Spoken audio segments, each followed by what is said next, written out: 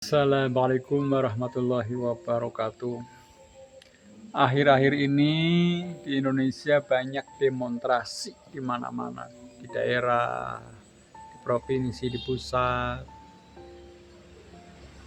Ada apa dengan Indonesia? Kenapa demonstrasi merajalela di Indonesia? Apa pengertian demonstrasi?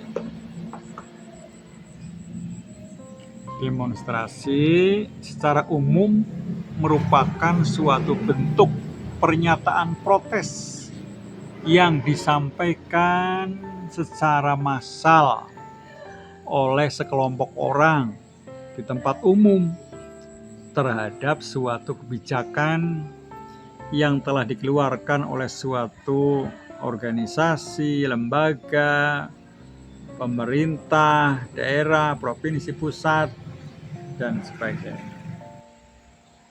Arti lain dari demonstrasi adalah suatu kegiatan yang menyampaikan sebuah aspirasi atau kegiatan menentang suatu kebijakan satu pihak, baik itu organisasi, pemerintahan, dan sebagainya, di mana dalam kegiatannya adalah suatu upaya penekanan yang dilakukan secara politik oleh pihak tertentu yang telah memiliki kepentingan.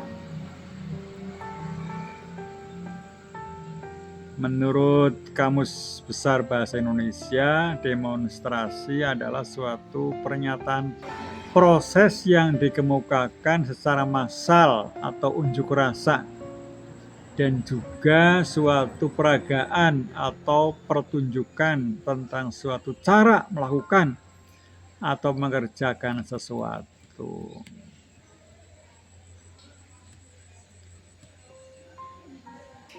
Apa penyebab dari demonstrasi itu? Yaitu adanya pendapat yang berbeda-beda, adanya ketidakadilan sosial, adanya aspirasi masyarakat yang belum terpenuhi, dan faktor pendukung demonstrasi adalah diantaranya adalah masyarakat sipil. Dukungan yang banyak, isu atau tema. Aksi demonstrasi ini dilakukan karena adanya sebuah isu, tema masalah. Media dan pers, adanya media dan pers sangat membantu melakukan aksi demonstrasi. Akibatnya terjadinya kerusuhan, bisa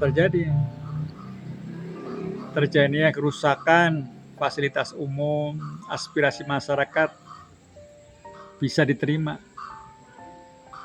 menghambat perekonomian, dan beberapa peristiwa demonstrasi di Indonesia yang besar dan penuh sejarah misalnya adalah aksi Tripura tahun 1966 dipelopori oleh Kesatuan Aksi Mahasiswa Indonesia,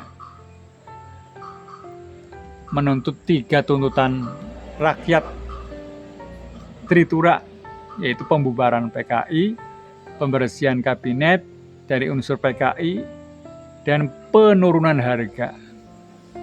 Gerakan ini berujung pada transisi dari Orde Lama ke Orde Baru. Selanjutnya adalah peristiwa Malari tahun 1974, demonstrasi besar yang dipicu oleh ketidakpuasan terhadap kebijakan ekonomi pemerintahan Orde Baru yang dianggap terlalu bergantung pada modal asing dan memicu korupsi. Aksi ini berubah menjadi kerusuhan massal di Jakarta. Ada juga demonstrasi reformasi tahun 1998, menjadi salah satu gelombang unjuk rasa terbesar dalam sejarah modern. Ratusan ribu mahasiswa menduduki gedung DPR MPR menuntut Presiden Soeharto mundur akibat krisis moneter dan otoritarianisme. Peristiwa ini sukses melengsarkan rezim Orde Baru. Aksi Bela Islam 2016, rangkaian aksi massa besar-besaran seperti aksi 4.11 dan aksi 212 yang menuntut proses hukum terhadap Gubernur DKI Jakarta saat itu, yaitu Basuki Cahayapurnama Ahok, atas dugaan penodaan agama. Juga aksi reformasi di korupsi